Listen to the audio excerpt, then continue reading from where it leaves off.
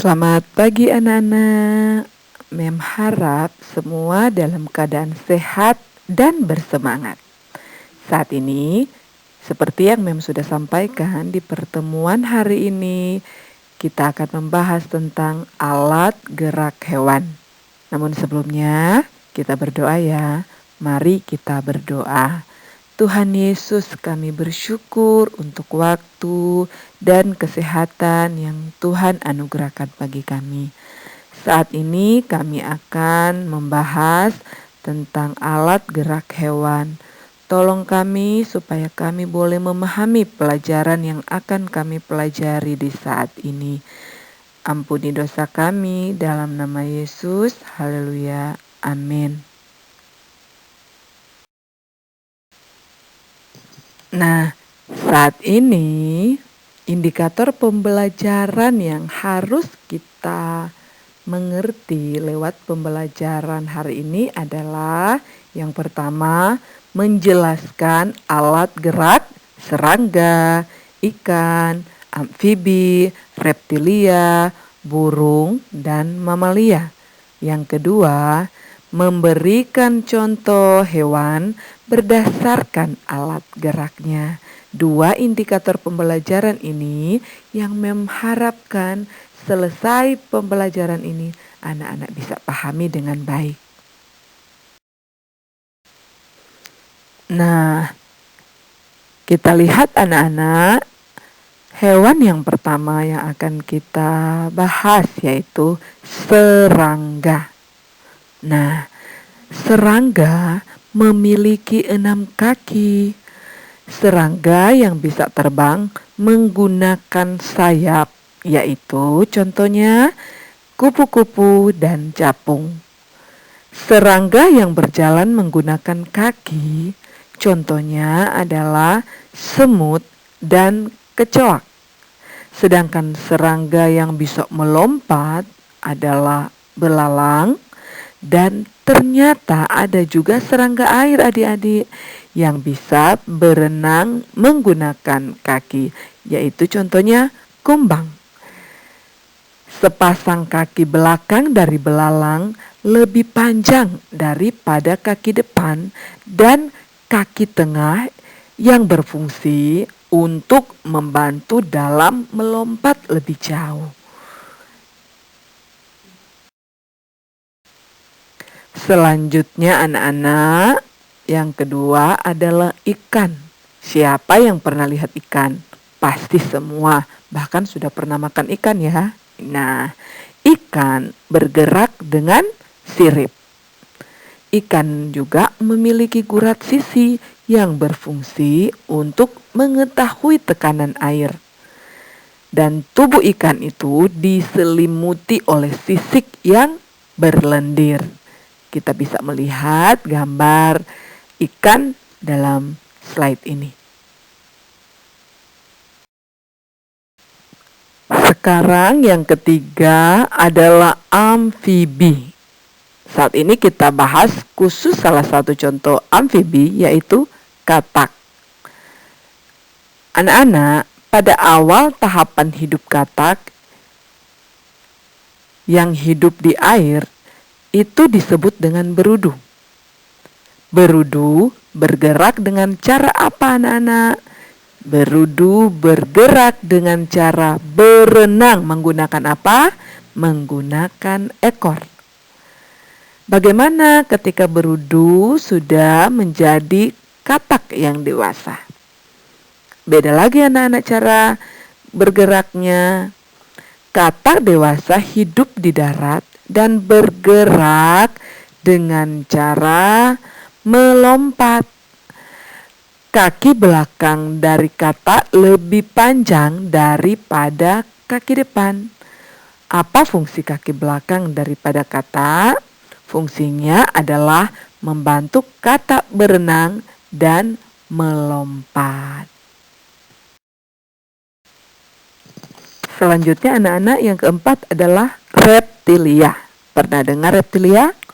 Nah, beberapa jenis reptilia bergerak dengan cara melata, yaitu menggunakan perut.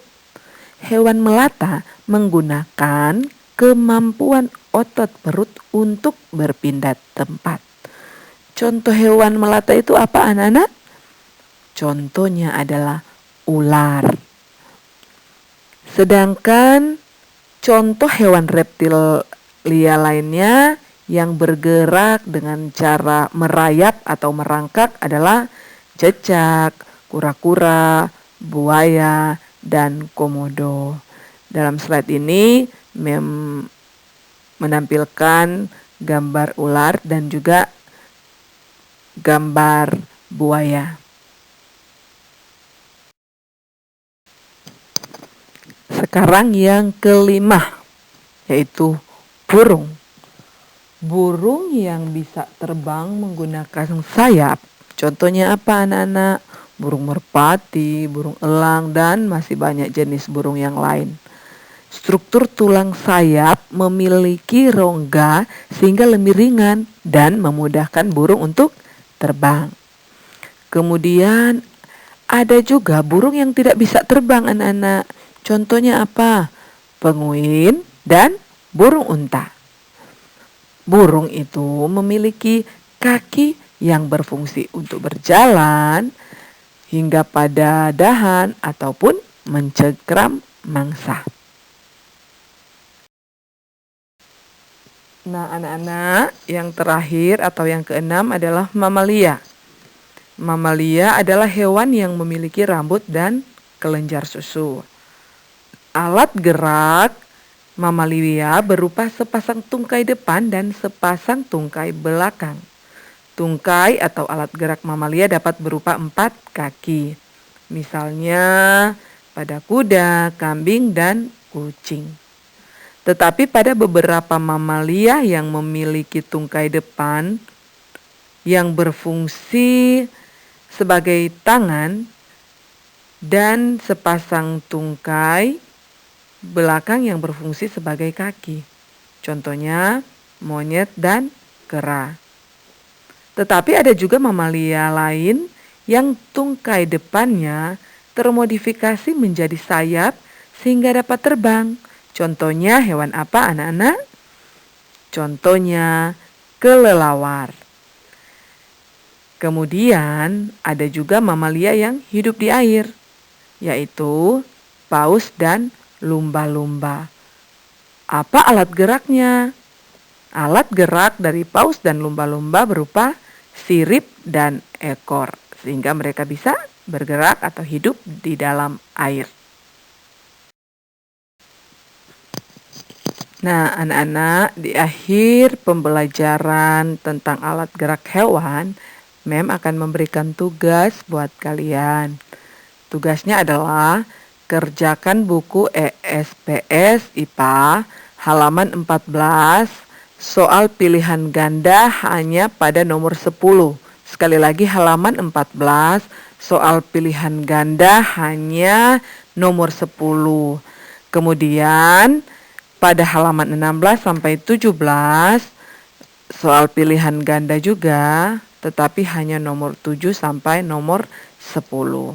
Setelah anak-anak menjawab, anak-anak boleh foto dan dikirim melalui GC di kolom tugas.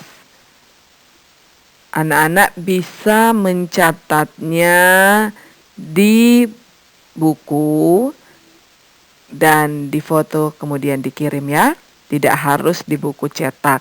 Anak-anak bisa melihat soalnya di buku cetak, kemudian menjawabnya hanya jawabannya saja. Misalnya B, sirip dan perut. Ya, itu saja yang dicatat, kemudian difoto dan dikirim kepada Mem. Terima kasih. Oke, demikian pembelajaran kita di hari ini. Sebelum kita tutup, kita berdoa dulu ya. Mari berdoa. Tuhan Yesus, terima kasih kami sudah belajar tentang alat gerak hewan. Terima kasih karena Tuhan sudah tolong sehingga pembelajaran kami boleh selesai. Kiranya kami boleh memahami pelajaran yang sudah kami pelajari melalui video ini. Inilah doa kami dalam nama Yesus. Haleluya. Amin.